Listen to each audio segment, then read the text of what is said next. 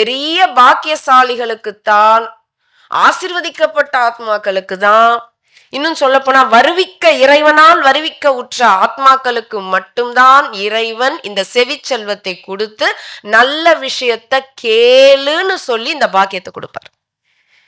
இல்லைன்னா அவன் இறைவன் கொடுக்கிற தண்டனை என்ன தெரியுங்களா? நல்ல விஷயத்த கேட்க நமக்கு சிந்தனை கதவுகளை மூடிடுவோம். ஏன்னா கேட்டா நம்ம உருப்பிட்டுடுவோமே, உய்வு பெற்று விடுவோமே. அதனால இறைவன் நம்மை தண்டிக்கணும்னு நினைச்சா முதல் விஷயம், நமக்கு நல்லதை கேட்க நமக்கு எண்ணத்தை கொடுக்க மாட்டான். அந்த இடத்த விட்டு நகர்த்த வச்சிருவான். ஏன்? நீ உய்வு பெற்றுடுவிய. நல்ல ஃப்ரீக்வன்சி இருக்குன்றதுக்கு அடையாளம், ஆன்மா தூய்மையா இருக்குன்றதுக்கு அடையாளம் தான் போய் வந்து உட்காரலாம் வாயேன்னு உங்களுக்கு நீங்க வரல, இறைவன் உங்களுக்குள் இருந்து அவன் அருளாலே அவன் தாள் வணங்கி என்ன சொல்லுவாங்க இல்லையா, அவர் வருவிக்க உங்களை வர வச்சிருக்கார். அதுதான் உண்மை. ஏன்னா எந்த ஆத்மாவுக்கு எந்த செய்தி, எந்த உபதேசம், எந்த நிகழ்ச்சி, யார் மூலமாக யாருக்கு என்ன நடக்கும்னே தெரியாது. எந்த இடத்துல நமக்கு அந்த ஃப்ரீசிங் பாயிண்ட், மெல்டிங் பாயிண்ட் ஆகும்னே தெரியாது.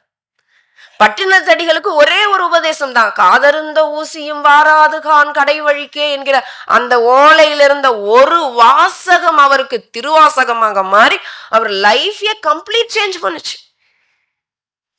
அது வந்து அந்த இறைவன் எங்கே அந்த இடத்த வச்சிருப்பாரு, எந்த சூழல்னு தெரியாது. அதுக்கப்புறம் அந்த ஆத்மாவினுடைய வாழ்க்கை மாறிடும். நாவுக்கரசருக்கு, குறிப்பாக நம்முடைய மாணிக்க வாசகருக்கு அவருக்கு தெரியுமா குதிரை வாங்க போகும் பொழுது? தெரியாது. அப்போ இறைவன் காத்து கொண்டிருந்த திருப்பெருந்துறையில் அவருக்கு ஆட்கொள்கிறார். அதற்கு பிறகு மாணிக்க வாசகர் எப்படி இருந்தார்? சோ எங்கே நடக்கும் என்பது தெரியாது. இறைவன் உங்களை ஆசீர்வதிக்க எந்த இடத்தில் இருக்கிறார் என்பது நமக்கு யாருக்குமே தெரியாது. அதனாலதான் வாய்ப்புகளை நழுவ விடக்கூடாது. அது கடந்து நம்மள போயிடுச்சுன்னா பல ஆண்டு காலம், பல பிறவிகள் கூட நீங்க எடுக்க வேண்டியது இருக்கும். இறைவன் அந்த வாய்ப்புகளை உருவாக்கி கொண்டு உங்களுக்காக எந்த இடத்துல காத்துட்டு இருப்பாருன்னே தெரியாது, எந்த வார்த்தையாக காத்து கொண்டிருப்பார் என்று தெரியாது. சரி, அப்படி இப்படி வந்திருக்கிற ஆத்மாக்கள் அப்படி ஆசீர்வதிக்கப்பட்ட ஆத்மாக்கள். சரி, அப்ப ஏன் வந்திருக்காங்க?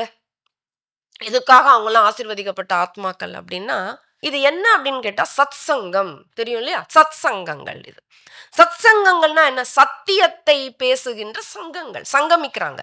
சங்கமித்தல்னா என்ன? இணைதல். எல்லோரும் ஒன்று கூடுகிறார்கள். அடியார்கள் இங்கு கூடுகிறார்கள், அடியார்கள் இணைந்திருக்கிறார்கள். அப்ப அடியார்கள் இணைந்து என்ன பேசுவாங்க? உங்க எல்லாருக்கும் தெரியும் ஆதிசங்கரரை பற்றி. அவர் சொல்றாரு, சத் சங்கத்வே நிச்சங்கத்துவம், நிச்சங்கத்வே நிர்மோகத்துவம், நிர்மோகத்வே நிர்ச்சலத்துவம், நிர்ச்சலத்வே ஜீவன் முக்தி. 4 விஷயம் முடிச்சிட்டார். சத் சங்கத்தோடு தொடர்பிலேயே இரு. அப்படி இருந்தா என்ன நடக்கும்? நிச்சங்கத்துவம்.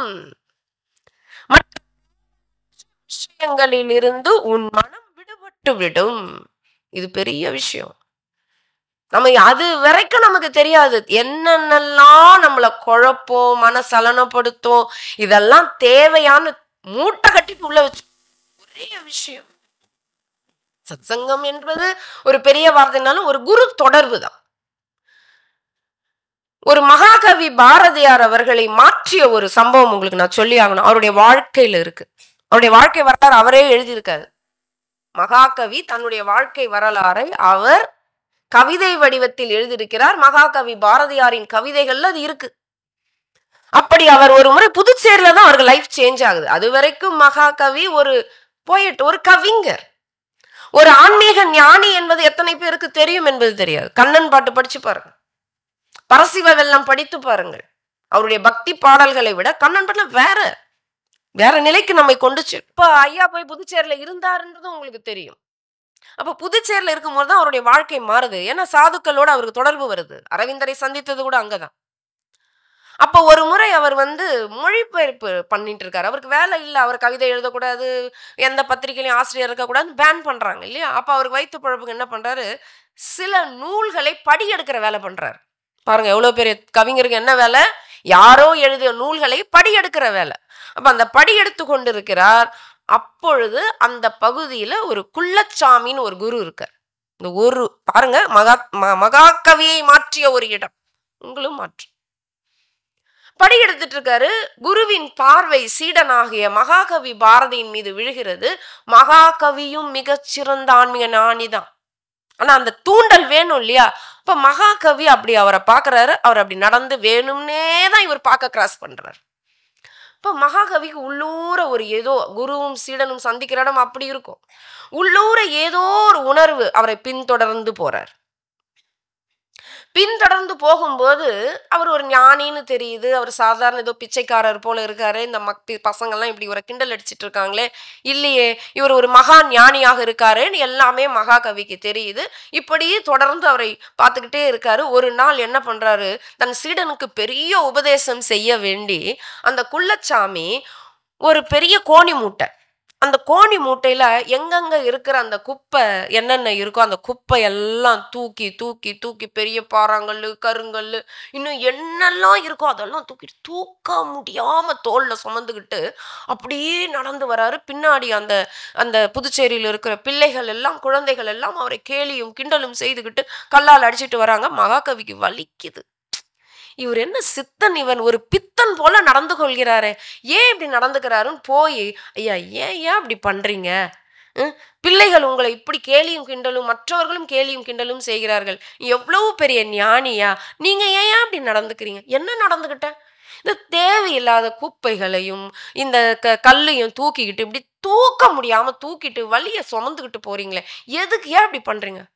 அப்படியா, இது தேவையில்லாத குப்பையா? ஆமாய்யா, தேவையில்லாத குப்பை தானே, அது போட்டுருணுமா? ஆமா போட்டுருங்கய்யா அப்படின்னு. சரி போட்டேன். உபதேசம் நடக்க இருக்கிறது. சரி, இதெல்லாம் தேவையில்லாத குப்பை போட சொன்ன, வலிக்குது, முட்டாள்தனமா தெரியுது, பைத்தியக்காரத்தனமா தெரியுதுன்னு சொன்னேன், வலிக்குதுன்னு சொன்னேன், தூக்கி நான் தேவையில்லைன்னு சொன்னேன், நான் போட்டேன். உபதேசம். நல்ல வார்த்தையை கவனிங்க. இது மாதிரி உன் மனசுல வச்சிருக்கியே தேவையில்லாத குப்பைங்க. பேராசை, சினம், கடும்பற்று, முறையற்ற பால் கவர்ச்சி, உயர்வு தாழ்வு மனப்பான்மை, வஞ்சம், காம குரோத லோப மோக மத மாச்சரியம், பொய், களவு, சூது, கொலை, பொறாமை, இது போல எவ்வளவு வச்சிருக்க உள்ளத்துல தேவையில்லாத குப்பைகளை, இதை எப்ப நீ தூக்கி போட போற அப்படின்னாரு. அவ்வளவுதான், ஞானி உதயமாகிறார். அப்படியே ஒரு ஸ்பார்க் ஆகுது அவருக்கு. ஆமல்ல, ஆமல்ல, நான் ஏன் இதையெல்லாம் தேவையில்லாம இந்த குப்பைகளை எனக்குள்ள வச்சிருக்கேன்? இது இறைவன் உரையும் ஆலயம் தானே. ஒரு வீட்டுல தேவையில்லாத இருந்த எடுத்துடணும்ல. இப்ப மனத்துக்கண் மாசில நாதல் அனைத்து அரண் ஆகுல நீர பிறன் வள்ளுவன் சொன்னார். அரண் வலியுறுத்தல். ஆனா இந்த மனசுல எவ்வளவு அழுக்கு வச்சிருக்கோம்? அது எப்ப போகும்? புறந்தூய்மை நீரால் அமையும், அகந்தூய்மை வாய்மையால் காணப்படும். இதுக்கு ஏதாவது சர்ஃப் எக்ஸல், ஏரியல் இல்ல விம் லிக்விட் போட்டு கிளீன் பண்ண முடியுமா? அப்ப இந்த மனத்தை எப்படி தூய்மை செய்வது? சத் சங்கத்துக்கு வா, இதான் சொல்றாரு. யார் சொல்றாரு? ஆதிசங்கரர். சத் சங்கம் வந்தால் நிச்சங்கத்வே. இந்த தேவையில்லாத குப்பை போயிடும்டா உனக்கு. குப்பை போனாலே வீட்டுல நீங்க அலங்காரம் கூட பண்ண வேண்டாங்க, வீடு தூய்மை இருந்தாலே போதும். அப்போ முதல்ல நம்ம அலங்காரம் பண்ணி வைக்கிறோமோ இல்லையோ இந்த மனச, முதல்ல இருக்கிற குப்பை எடுத்தாலே நமக்குள்ள இருக்கிற கடவுள் வெளிப்படும். இதத்தான் சொல்றாரு ஆதிசங்கரர், எல்லா பெரியவர்களும்.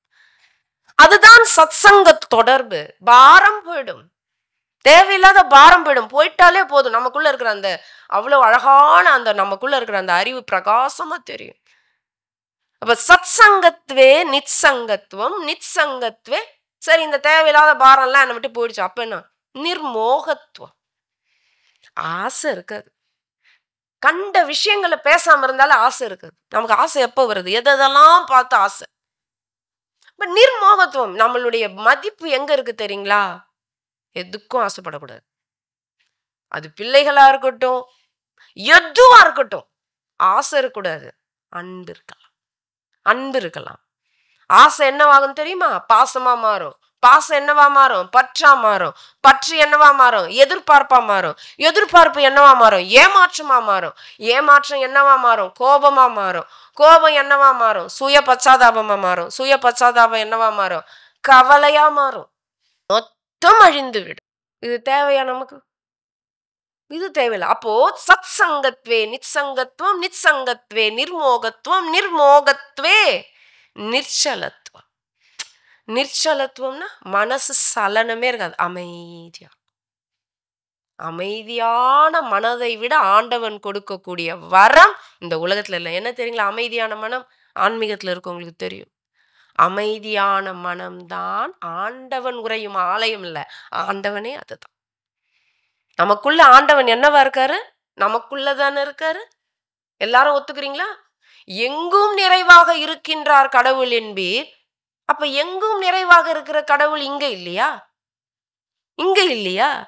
அப்ப நம் உடல் உள்ள துறைந்தும் இருப்பார் என்றோ? அப்ப எப்படி இருக்காரு? அமைதியான மனமாக இருக்கிறார்.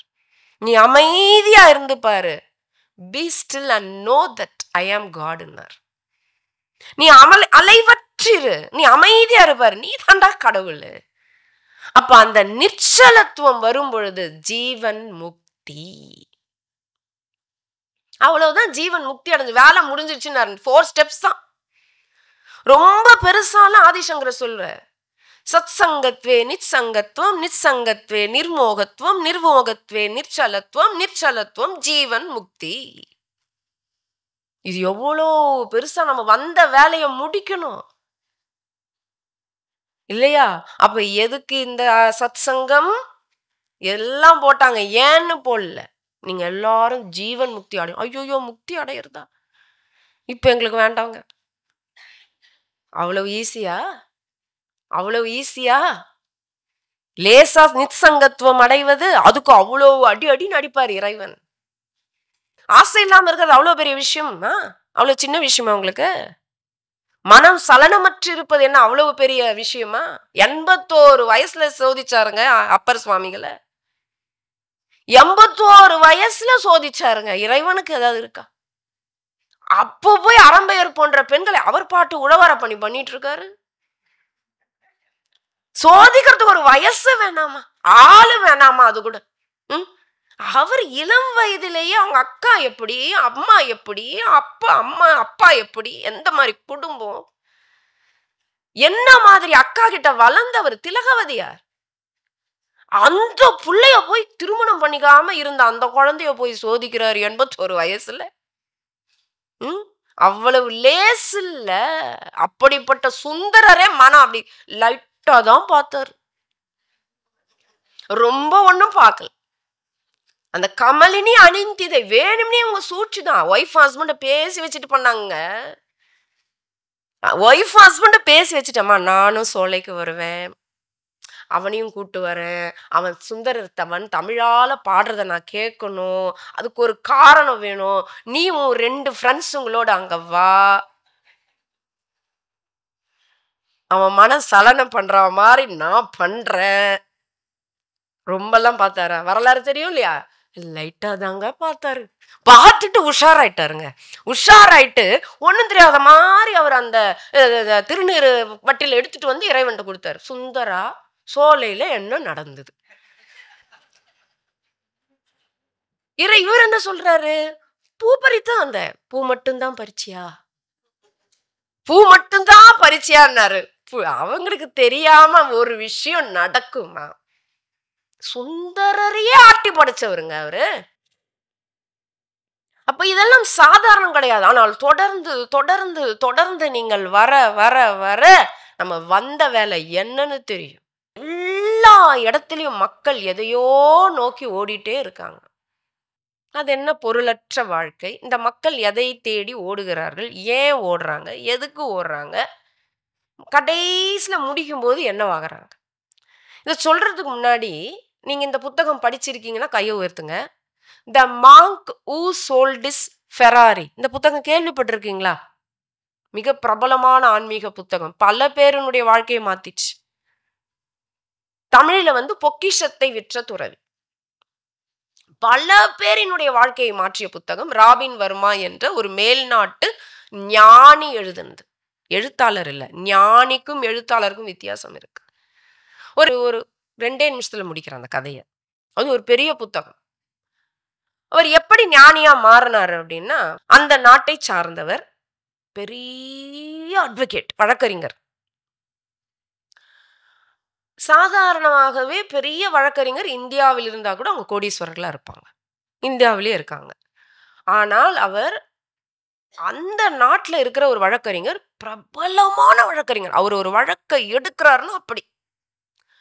அப்படி அவருக்கு வந்து கோடி கோடியா கொட்டுது. ஒரு வழக்கு எடுத்து அவர் அத ஜெயிச்சுட்டாருன்னா பல மில்லியன் டாலர் அவருக்கு. பல தொழிலதிபர்கள் அவர்கிட்ட காத்துட்டு இருப்பாங்க. தொழிலதிபர்களை விட அவர் மிகப்பெரிய ஒரு பணக்காரராக, கோடீஸ்வரராக, மில்லியனராக இருக்கிறார். இப்படி வாழ்க்கை போகுது. அவருடைய லட்சியம் என்ன அப்படின்னா, தொழிலதிபர்களை விட ஒரு மடங்கு நம்பர் 1 பணக்காரரா வழக்கறிஞர் தொழிலே ஆகி காட்டணும். ஒரு எய்மோட இருக்காரு. நேரம் கிடையாது. வீட்டுல மனைவியோட பேச நேரம் கிடையாது. பிள்ளைகளோட செலவழிக்க நேரம் கிடையாது. ஃப்ரெண்ட்ஸோட செலவழிக்க நேரம் கிடையாது. விளையாட நேரம் கிடையாது. கொஞ்ச நேரம் தூங்குவார். சாப்பிட நேரம் கிடையாது. அப்படி ஓடுறாரு. ஏன்? லட்சியம். ₹1 நான் அதிகமா இவர்களை வழக்கறிஞர்லயே இப்படி இவர் ஆனார் பாருன்னு ஒரு லட்சியத்தோட வெறியோட ஓடுறாரு. இன்னொன்னு என்ன அப்படின்னா, அவருக்கு அங்க அந்த நாட்டுல என்னென்ன கார் புதுசா அறிமுகமாகுதோ எல்லா காரையும் வாங்கி வைப்பார். அப்புறம் என்ன லட்சியம்? ஒரு மலை பிரதேசத்துல ஒரு பெரிய பங்களா. இது வரைக்கும் அந்த நாட்டுல யாரும் வாங்கியிருக்க கூடாது, யாரும் கட்டியிருக்க கூடாது. அவ்வளவு ஒரு காஸ்ட்லி வீடு. அதுக்கப்புறம் கடற்கரை இல்ல. அதற்கு பிறகு காடுல, அப்புறம் நகர பகுதியில 4 இடத்துல வீடு. குறிஞ்சி, முல்லை, மருதம், நெய்தல், பாலையில விட்டாரு. காட்டு பகுதியில, மலை பகுதியில, நகர பகுதியில, கடற்கரை பகுதியில பெஸ்ட் பங்களாஸ். அந்த மாதிரி தொழிலதிபர்களோட கட்டக்கூடாது. 4 பங்களா கட்டிட்டாரு.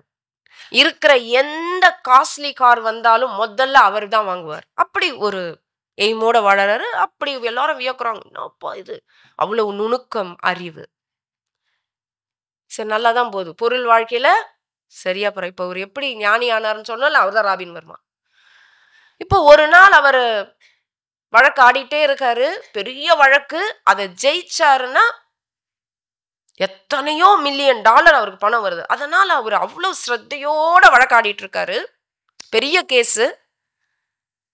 திடீர்னு மூர்ச்சையாகி விழறாரு. கோர்ட்லயே விழறாரு. என்னன்னு தெரியல. உடனே அவர் எவ்வளவு பெரிய ஆள் இல்ல, அவருக்கு அசிஸ்டன்ஸ் எவ்வளவு பேர், அத்தனை பேர் டாக்டருங்க இருக்காங்க. அப்படியே அந்த ஆம்புலன்ஸ் உடனே வந்து நிக்குது. அவரை கூட்டுக்கிட்டு அந்த ஐசியூக்கு போறாங்க. நினைவில்லை, கோமாக்கு போயிட்டாச்சு. டாக்டர் செக் பண்ணி சொல்றாங்க, இல்ல, பிழைக்கிறது ரொம்ப கஷ்டம். 1% தான் இருக்கு. ஆனா உங்களுக்கு தெரியாதுங்க, நம்ம இந்த ஸ்டேஜுக்கு போகும்போது நம்ம ஆன்மா விழிச்சுக்கும். எத்தனை பேருக்கு அது தெரியும் தெரியல. ஆன்மா விழிச்சுக்கும். இந்த மாதிரி ஒரு இறப்பு பொழைக்க முடியாதுன்னு ஒரு ஸ்டேட்டுக்கு கூட்டு போய் பொழைச்சதுன்னா அவங்க வேற லெவல்ல இருப்பாங்க. அந்த ஆத்மாக்கள், ஆசீர்வதிக்கப்பட்ட ஆத்மாக்கள். அப்ப அவர் நினைவு முழுவதும் இழந்து விட்டார். ஒண்ணும் இல்லாம போயிட்டாரு. அங்க பேசுறதெல்லாம் ஆத்மாக்கு கேக்குது. அவருக்கு கேக்குது. இல்ல, பொழைக்க மாட்டாரு, 1% தான் இருக்கு, எல்லாருக்கும் நீங்க சொல்லிடுங்க, அப்படி இப்படின்னு சொல்றாரு. அவருக்கு வயது என்ன தெரியுங்களா? 35.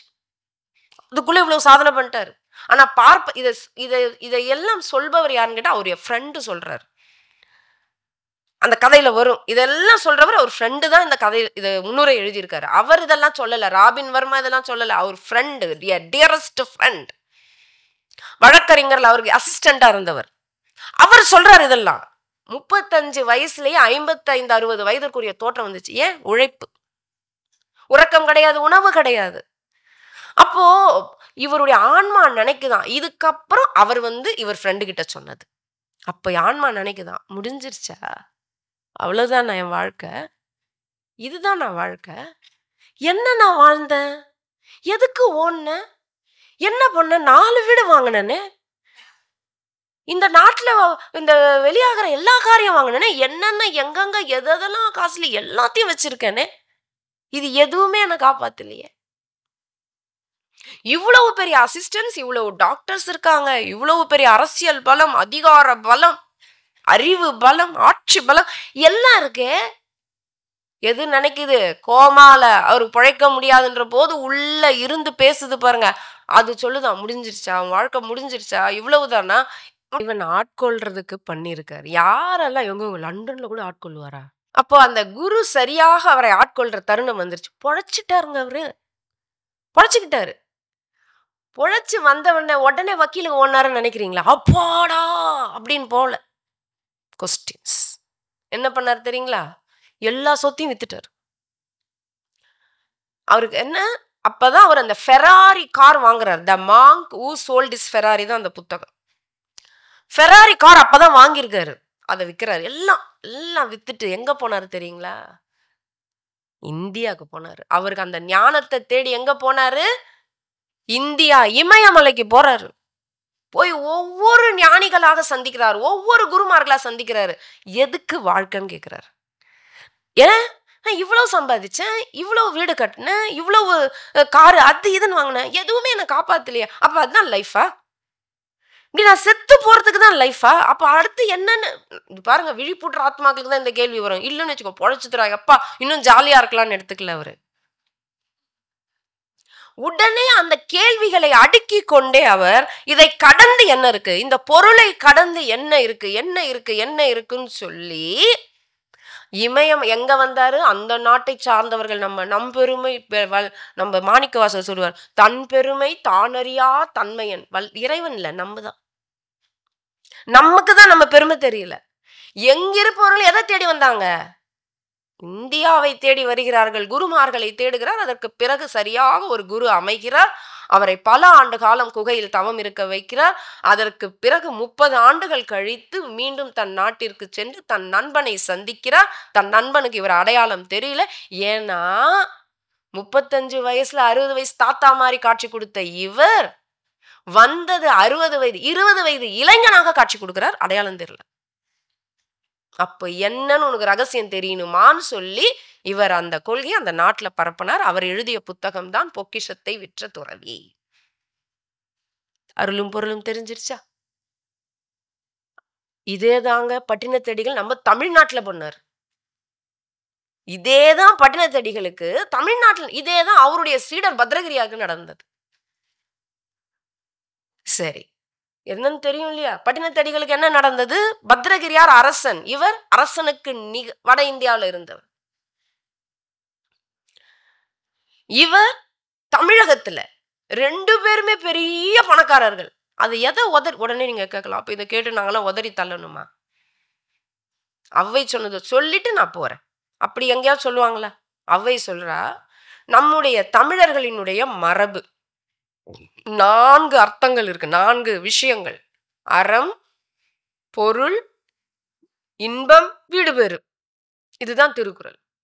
நீங்க எந்த இலக்கியம், எந்த ஒன்று, நாடகமா இருக்கட்டும், திரைப்படமா இருக்கட்டும், 4 விஷயத்துல சப்ஜெக்ட் முடிஞ்சிடும். ஒண்ணு அறத்தை பத்தி பேசுவாங்க, இல்ல ஆக்ஷன் மூவி இருக்கும், இல்லைன்னா ஒரு காதல் மூவி இருக்கும், 4வது பக்தி மூவி. இது 4 விஷயத்தை தான் நீங்க எடுக்க முடியும். அறம் ஒரு இலக்கியம். எந்த இலக்கியம்? நீதி இலக்கியங்கள், அக இலக்கியங்கள், புற இலக்கியங்கள், பக்தி இலக்கியங்கள். வேற ஏதாவது இலக்கியங்கள் இருக்கா? அற இலக்கியங்கள் திருக்குறள், நாலடியார், நான்மணிக்கடிகை, அறநெறிச்சாரம் எல்லாம் எடுத்துக்கோங்க. நீதி நூல் இலக்கியங்கள் யாவை? கொஸ்டின் எடுப்பீங்க தமிழ் டீச்சர்ஸ். பக்தி இலக்கியங்கள் யாவை? புற இலக்கியங்கள் யாவை? அக இலக்கியங்கள் யாவை? 4 பொருள் தான். இந்த 4 பொருளும் ஒரு இலக்கியத்துல இருந்தா அதுதான் இதிகாசம், காப்பியங்கள். அறத்தை பத்தியும் பேசணும், பொருளை பத்தியும் பேசணும், இன்பத்தை பத்தியும் பேசணும், வீடு பேரையும் பேசணும். கம்பராமாயணம் பேசுவோம், மகாபாரதம் பேசுவோம், அதுக்கப்புறம் சிலப்பதிகாரம் பேசுவோம். அதெல்லாம் தான் 50 காப்பியங்கள். வளையாபதி, குண்டலகேசி, சிலப்பதிகாரம், மணிமேகலை, இதெல்லாம் அதை பத்தி எல்லாத்தையும் பேசினா அது காப்பியங்கள், இதிகாசங்கள். இப்ப வள்ளுவன் என்ன பேசல? வீடு பேரை பத்தி பேசல. அறம், பொருள், இன்பம் தான் பேசினார். வீடு பேரை பத்தி பேசல. சரி, இப்போ அறம்னா என்ன, பொருள்னா என்ன, இன்பம்னா என்ன, அது தெரிஞ்சுக்கிட்டு பொருளும் அருளும் போலாம். இப்போ அவ்வை ரொம்ப எளிமையா சொல்லிட்டாங்க. அறம்னா என்ன? நிறைய விளக்கம் கொடுக்கலாம். மனத்துக்கண் மாசிலனாதல் அனைத்து அரணாகுல நீரபிரன் வள்ளுவர் அரிச்சார் ஒரு மனசை சுத்தமா வச்சுக்கதாண்டா பெரிய அறம், மத்த அறம்லாம் அது பின்னாடினார். அதுக்கு பிறகு நிறைய சொல்லியிருக்காரு. அறம் அறம் அறம் என்று நிறைய இடங்கள்ல இருக்கு. இப்ப நம்ம சொல்ல நேரம் இல்லை அறத்தை பற்றி. அழுக்காறு, அவா, வெகுளி, இன்னா சொல் 4 இழுக்கா என்றதே அறம். இது இல்லாம இருக்கதே பெரு அறம்னாரு. இப்படி இல்ல மனத்துக்கண் மாசு இலன் இல்லாம இது இருக்கணும் கூட வள்ளுவம் சொல்லல. அறம்னா என்ன? இதெல்லாம் இருக்கக்கூடாது தான் அறம். ஆனா அறத்துப்பால்ல இப்படி இருக்கும், இப்படி இருக்கக்கூடாதுன்னு ஒரு எத்தனை பேர் கவனிச்சிருக்கீங்க? வெகுளாமை, புறங்கூறாமை, அழுக்காராமை, வெக்காமை, டோன்ஸ், டூஸ், செய்நன்றி அறிதல், ஒழுக்கமுடைமை, பொறை உடைமை, அடக்கமுடைமை இருக்கா? அன்புடைமை, அருளுடைமை, இதெல்லாம் வேணும். இதான் அறத்துப்பால்ல இருக்கிற அதிகாரங்களை சொல்கிறேன். இது ரொம்ப பெருசு.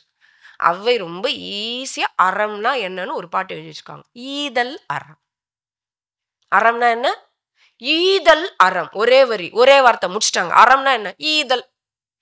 பொருள்னா இப்ப அது நமக்கு வேணும். பொருள்னா என்ன? அவ சொல்றா, தீவினை விட்டு ஈட்டல் பொருள். எப்படி ஈட்டணும் பொருள்? தீவினை விட்டு ஈட்டல் பொருள். பொருள் சம்பாதிக்க வேணாம்னு சொல்லல தமிழர்கள். திரைக்கடல் ஓடியும் திரவியம் தேடுன்னு சொன்ன சம்பிரதாயம் தான் நம்மளுது. அப்படி சேர்க்கலன்னா இப்படி எப்படி இப்ப இவ்வளவு பேருக்கு நன்றி சொன்னாங்க? உற்ற செல்வம் உடல் உழைப்பு அறிவு இவை கொண்டு உலகுக்கு உதவி அருள் தொண்டாற்றி மகிழ்வோம் என்றார் அருட்தந்தை வேதாத்ரி மகரிஷி, எங்க குரு. செல்வம் வேணும், செல்வத்து பயனே ஈதல்னு சொன்னாங்க. குடு. அப்ப செல்வம் வேணான்னு சொல்லல. அவ என்ன சொல்றா? பொருள் சம்பாதி. எப்படி?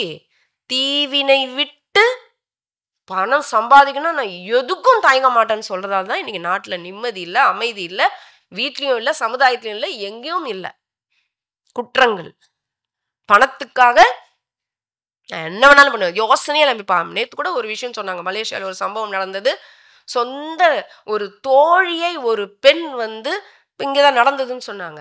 பணத்துக்காக அவங்க ஹாஸ்டல்ல அந்த பெண்ணை கொலை செய்து பணத்தை எல்லாம் எடுத்துட்டு போயிட்டாங்க. நண்பரோட அந்த கார்டெல்லாம் எடுத்துட்டு போயிட்டாங்க. அவங்களுக்கு தெரியாதா கவர்மெண்ட் அந்த போலீஸ் பிடிக்கணும்? அந்த நேரத்துல பண ஆசை அறிவை மயக்குது, நட்பையும் மறக்க அடிக்க வைக்குது. நற்பண்புகள் இல்லை, பணத்துக்காக என்ன வேணாலும் பண்ணலாம். பிள்ளைகள் கூட இல்லாம கூட எங்கேயாவது போய் உட்காந்துக்கலாம். பிள்ளைகளுக்கு பணத்தை கொடுக்கணும்னு நினைக்கிறோம், பண்புகளை கொடுக்கணும், நம்ம அருகாமையை கொடுக்கணும், நம்ம இருப்பை கொடுக்கணும், நம்ம அறிவுரையை கொடுக்கணும், நம்ம அன்பை கொடுக்கணும்னு தெரியல. பணத்துக்காக. அதனாலதான் இன்னைக்கு குற்றங்கள். குழந்தைங்க அன்புக்கு ஏங்குது. பணம் கொடுக்குறிய, ஒரு நிமிஷம் என் கூட டைம் ஸ்பெண்ட் பண்ணு. தெரியல இன்னும். அதுக்காக கொடுத்திருப்பார். தீவினை விட்டு ஈட்டல் பொருள். அவை சொல்லிட்டாங்க. அவங்கள விட நம்ம யார் சொல்ல முடியும்? இன்பம்னா என்னன்னு சொல்றா பாருங்க. இத எந்த கணவன் மனைவி திருமணம் பண்ணிக்க போனாலும் இதை சொல்லி கொடுத்துட்டு அனுப்பணும். மொத்த இன்பத்துப்பால் 25 அதிகாரங்கள், 250 குறள்கள் எடுக்கணும். எந்த ஒரு ஆபீஸ்ல எந்த ஒரு ஜாபுக்கு போனாலும் எவ்வளவு வருஷம் படிக்க வைக்கிறாங்க. இந்த கணவன் மனைவி அம்மா அப்பா என்கிற போஸ்ட்னு அவ்வளவு சீப் ஆயிடுச்சா? No training, no exam, no test, ஒன்னும் கிடையாது. போஸ்ட் மட்டும் கொடுத்துட்றாங்க. சொதப்புன்னு சொதப்பிட்டு இருக்கும். அப்பெல்லாம் குருகுலத்துல கொடுப்பாங்க. இந்த மாதிரி உட்கார்ந்து அதுக்கு வகுப்பு எடுப்பாங்க, எப்படி நடந்துக்கணும். அப்ப இப்ப திருக்குறள்ல இருக்குங்க, 25 அதிகாரங்களை எடுத்து நடத்தி காட்டுங்க. அப்படியும் நடத்த புரியலையா? ஈஸியா சொல்லு, எங்க டைம் இல்லை. நமக்கு தான் டைமே இல்லையா? 25 அதிகாரம் 250 குறள். எப்பா அவர் எழுதி வச்சுட்டு போவார், எங்களுக்கு டைம் இல்லை. அவ்வை சொன்னா டைம் இல்லையா? 25 அதிகாரமும் 250 குறளும் என்ன சொல்லுதுன்னு நான் ஒரே லைன்ல சொல்லிட்டா? சொல்லுங்க. காதலர் இருவர். யாரு? கணவன் மனைவியோடு சொல்லல. கணவன் மனைவி ஆனாலும் யார் ஒருவர் February 14 ஞாபகம் வச்சிருந்து லவ் ப்ரப்போசல் பண்றீங்க. இப்பதான் நம்ம ஹஸ்பண்ட் ஒய்ஃப் ஆயிட்டோமே. எப்பவுமே காதலர்கள் என்ற அவை. எஞ்ஞான்றும் அந்த பாட்டு, எஞ்ஞான்றும் காதலர் இருவர் கருத்தொருமித்து. வார்த்தை ஒவ்வொன்றையும் கவனிங்க. எஞ்ஞான்றும். கல்யாணம் ஆன புதுசுல ஒரு மாதிரி, பொண்ணு கல்யாணம் பண்ணிக்கிறதுக்கு ஒரு மாதிரி, அப்படி ஹஸ்பண்ட் அந்த லவ்ல ஒரு மாதிரி, கல்யாணத்தப்ப ஒரு மாதிரி, கல்யாணம் ஆகி ஒரு வாரம் ஒரு மாதிரி, அப்புறம் ஒரு மாதிரி, புள்ள குட்டிங்க பெத்தா. எஞ்ஞான்றும். அவ்வை பாருங்க, அதுதான் பாரதி சொல்லுவான், இவ ஏன் தான் தமிழ்நாட்டுல பிறந்தான்னு தெரியலையேன்னு. இவ மட்டும் வெளிநாட்டுல வேற்று மொழி புலவரா பிறந்திருந்தா இவர் புகழ் உலகோங்கி இருக்கும்னுவா. அப்படி இத்தனை புலவர்களுக்கும் நேர்ல அவைய வைக்கலான்னுவார். ஈஸியா சொல்லுவா இல்லையா? இப்ப ஒண்ணுமே இல்ல. நிறைய இருக்கும் அவை. இது சரி ஒழுங்க. சரி இப்ப என்ன சொல்றா? எஞ்ஞான்றும் காதலர் இருவர், மூணாவது என்ன சொன்னா? கருத்தொருமித்து ஆதரவு உட்பட்டதே இன்பம். என்னது? இதுல நீ பெருசா, நான் பெருசா, நான் சம்பாதிக்கிறேன், நான் ஆம்பளை, நீ என்ன ஆம்பளைன்னா நான் பொம்பளை, நான் ஒண்ணும் அப்படி இல்லப்பா.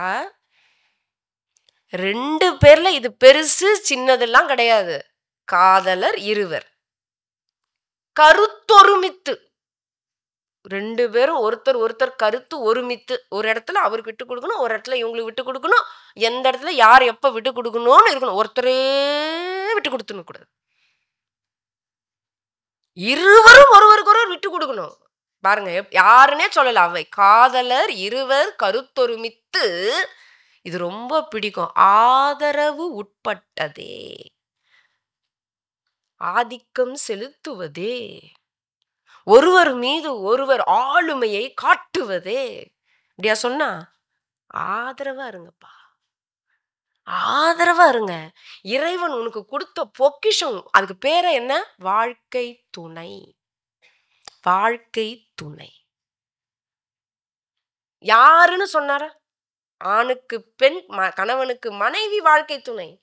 எத்தனை உறவு இருந்தாலும் அம்மாவை சொன்னாரா வாழ்க்கை துணைன்னு? அப்பாவை சொல்றாங்களா? நட்பை கணவனுக்கு மனைவி, மனைவிக்கு கணவன், வாழ்க்கை துணை.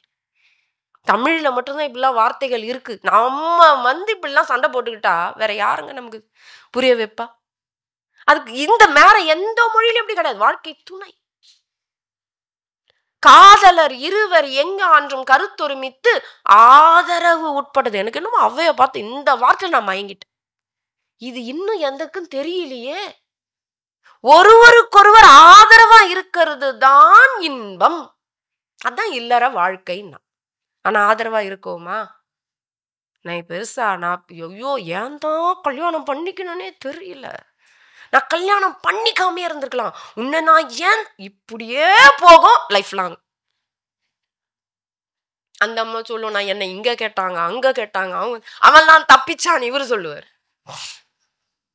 அவன்லாம் அறிவாளி. அப்படி இப்படியே போய் முடிஞ்சிடும் லைஃப். இதுவா லைஃப்? இறைவன் நம்ம மேல வச்ச கருணை. நீ தனியா இருக்காதடா, நீ அம்மா நீ தனியா இருக்காதம்மா, அம்மா அப்பா கூட வளர்ந்தியா, அது ஒரு காலகட்டம் தான். அதுக்கப்புறம் நீ எப்பவும் இருக்கணும். இந்த உனக்கு ஒரு உறவு, அதுவும் நீயும் நானும் வேற வேற கிடையாது, அதுவும் அவரும். இது எக்ஸ்ட்ரா பாயிண்ட் தான், எடுத்துக்கோங்க இல்லையா? பொருளுக்கு தான் சொல்ல வந்த அவ்வைய நானு. எது? தீவினை விட்டு ஈட்டல் பொருள். இப்ப 4வது பாயிண்ட் தான் அருளுக்கு வர அவ்வை.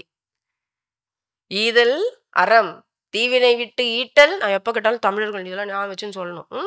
நான் மறந்துடுவேன். தீவினை விட்டு ஈட்டல் பொருள், எஞ்ஞான்றும் காதலர் இருவர் கருத்தொருமித்து ஆதரவு உட்பட்டதே இன்பம்.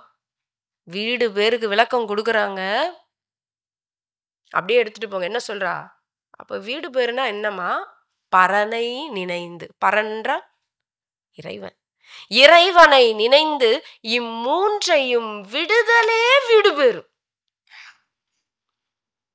கடவுளை நினைச்சுக்கிட்டு ஒரு கட்டத்துல என்ன பண்ணினோம்? அறமும் வேண்டாம், அம்மா அறம் கூட வேண்டாமா? ஒரு கட்டத்துக்கு போயிட்டீங்கன்னா என்ன அறம்?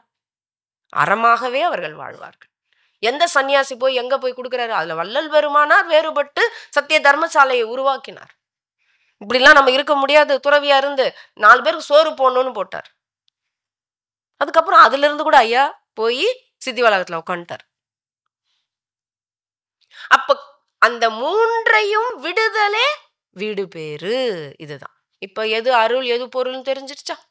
அப்ப விடணும்னு சொல்லல, தீவினை விட்டு ஈட்டுங்க. ஒரு கட்டத்துல என்ன பண்ணணும்? கடைசி வரைக்கும் இப்படியே உழைச்சிட்டு ஓடிட்டே இருந்தா, இப்ப வந்தது இப்படி இன்னும் சொல்லுவாங்களே, ஓடுனா உழைச்சி உழைச்சி ஓடா போனேன், நான் மாடா உழைக்கிறேன். எதுக்கு? எங்க ஐயா சொல்லுவார், எங்க வள்ளல் பெருமானார் சொல்லுவார், காடு வெட்டி நிலந்திருத்தி காட்டெருவும் போட்டு கடுவிரைத்து கரும்பை விட்டு கடுவிரைத்து கழிக்கின்ற உலகீர் பாடுபட்டீர் பயனிறையீர் பாழுக்கு இறைத்து கழித்தீர்னுவர். என்ன பண்றீங்கடா நீங்க? இந்த அரிதான இந்த தேகம் இப்படி ஓடுறதுக்கா? ஏன்னா நாயும் நரியும் பூனையும் தான் பண்ணிட்டு இருக்கு, தின்று திரிந்து உறங்கி. மனுஷன் நீயும் இப்படிதான் இருக்க அப்படின்னா நமக்கு ஒன்னே தோணும், இல்லையே வேற வகையில ஓடுற, கொஞ்சம் ஸ்டைலா ஓடுற, அவ்வளவுதான். அவன் குகையில தங்கினா காட்டு மிராண்டிகள்லாம் ஆதிவாசிகள்லாம் நம்ம கொஞ்சம் ஸ்டைலா வீடு எல்லாம் அப்படியே கட்டி அந்த நம்ம நினைப்போம். ஒரு சில வீடுகளுக்கெல்லாம் போனா இப்படி வாழ்ந்த காட்டுவாசியா இருந்தா நம்ம என்ன லைஃப் இப்போ. நம்ம எல்லாம் மரத்திலையும் கிளைகளிலும் குகைகளிலும் மறைஞ்சிட்டு இருந்தா மாதிரியா இருக்கிறோம் இப்போ. நம்ம தானே அது. நமக்கு ட்ரெஸ் என்னங்க, இலைத்தழை எடுத்து போட்டுக்கிட்டோம். அது கூட எதுக்கு? குளிருக்கு, மழைக்கு, வெயிலுக்கு போட்டோம். இதுதான் நம்ம ட்ரெஸ். அப்புறம் விலங்குகளினுடைய தோள்களை எடுத்து ஆடையா போட்டுக்கிட்டோம். நம்ம சாப்பாடு என்னன்னு நினைக்கிறீங்க? நெருப்பை கண்டுபிடிக்கிறதுக்கு முன்னாடி பச்சையா தின்னும். எது? காய்கறிகளே இல்ல, விலங்குகளுடைய இறைச்சிகளை. அதனால நம்ம கோரப்பல் இருக்கு. இப்படி வாழ்ந்த மனுஷன் இப்ப வாழறான் பாருங்க. இந்த டிபார்ட்மெண்ட் ஸ்டோர், இந்த பெரிய பெரிய மால்லாம் போனா அவன் தேவைகளை பார்ப்போம். என்ன தேவையோட ஆதி மனிதன் வாழ்ந்திருப்பான்னு தோணும். அவனுக்கு தேவை பசிக்கு சாப்பாடு, தாகத்துக்கு தண்ணி, தங்கறதுக்கு தூங்கறதுக்கு ஒரு சின்ன உறைவிடம். இவ்வளவுதானே நம்ம தேவை. நல்லா சிந்திச்சு பாருங்க. அந்த தேகத்தை மறைக்க ஒரு ஆடை, இவ்வளவுதாங்க. உணவு, உடை, உறைவிடம், 3 தான் நம்ம தேவை. இதை பெருக்கி வச்சிருக்கோம் பாருங்க. சரி, அதெல்லாம் நமக்கு இப்ப வேண்டாம். இவ்வளவு பொருளாசை விட்டு எதுக்கு மறந்துட்டோம்? இறைவனா மறந்துட்டோம். வந்தது இதற்காக. ஒரே கேள்வி, நான் ஏன் பிறந்தேன்? இப்படி ஓடு. ஆனா அவை சொல்றாங்களே, இவ்வளவு பெரியவங்க சொல்றாங்களே, தெரியல. சரி, இப்போ பொருள்னா என்னன்றது முதல்ல இப்ப இவங்க சொல்லியிருக்காங்க. அருளும் பொருளும் இது வேறையா ஒன்னான்றது இப்ப நான் பார்த்துடலாம். நேரம் சென்று விட்டது. சரி, இப்போ இந்த பொருளை பற்றியும் அருளை பற்றியும் வள்ளுவன் சொல்லியிருக்காரா? எல்லாருக்கும் இந்த குறள் தெரியணும் நம்பிக்கையோட கேட்கிறேன். அருள் இல்லாருக்கு அவ்வுலகம் இல்லை. அப்பா, பொருள் இல்லாருக்கு இவ்வுலகம் இல்லை. எல்லாருக்கும் 100 மார்க்ஸ். அருள் இல்லாருக்கு அவ்வுலகம் இல்லை, பொருள் இல்லாருக்கு இவ்வுலகம் இல்லை. உண்மைதான். சரி, இப்படி ஒரு குறள் இருக்கு. இப்போ ஒரு குறள் சொல்றேன். எல்லாருக்கும் தெரியும், எல்லாருக்கும் தெரியும். ஆரம்பிச்சோடனே எல்லாரும் ஒன்னா சொல்ல போறீங்க பாருங்க. எப்பொருள்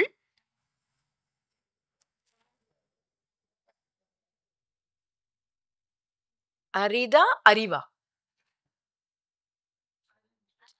அறிவு. அது நிறைய பேர் அரிதுன்னுடுவாங்க. எப்பொருள் யார் யார்வாய் கேட்பினும் அப்பொருள் மெய்ப்பொருள் காண்பது அறிவு. அறிவுடைமை அதிகாரம். இது ஒரு குறள் இருக்கா? எப்பொருள் யார் யார்வாய் கேட்பினும். சரி, இப்போ ஒரு குறள் சொல்றேன். எப்பொருள் எத்தன்மை தாயினும் அப்பொருள் மெய்ப்பொருள் காண்பது அறிவு. இது மெய்யுணர்தல் அதிகாரம். எல்லாத்துக்கும் விளக்கம் இருக்கு. வள்ளுவர் எங்கெங்கெல்லாம் கையாள்றாரு. எப்பொருள் எத்தன்மை தாயினும் அப்பொருள் மெய்ப்பொருள் காண்பது அறிவு. இது ஒரு குறள். இதே மெய்யுணர்தல் 10 குறளும் அருமை. 6 குறள் சும்மா அப்படியே ஒன்னொன்னு வேதம் தான். ஏன்னா அதிகாரம் என்ன? மெய்யுணர்தல். எல்லா குறளும் சிறப்பு. ஒரு ஆன்மீக தேடல் இருக்கிறவங்க மெய்யுணர்தல் அதிகாரத்தை படிச்சிடணும். அதுல இந்த 6 குறளாவது உங்களுக்கு முக்கியம். அதுல ஒரு குறள் சொல்லட்டுமா? இன்னொரு குறள், பொருள் அல்லவற்றை, எவ்வளவு பெரிய விஷயம் சொல்றாரு. பொருள் அல்லவற்றை பொருள் என்று உணரும் மருளானா மானா பிறப்பு. விளக்கம்லாம் வரேன், இது சொல்லிட்டு எனக்கு நேரம். சரி, அதுக்கு பிறகு பிறப்பென்னும், இதே மெய்யுணர்தல வருது. பிறப்பென்னும் பேதமை நீங்கின் சிறப்பென்னும் செம்பொருள் காண்பது அறிவு.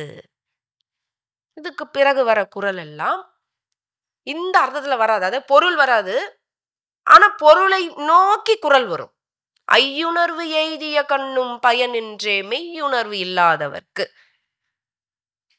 ஐயத்தின் நீங்கி தெளிந்தாருக்கு வையத்தின் வானம் நனியது உடைத்து.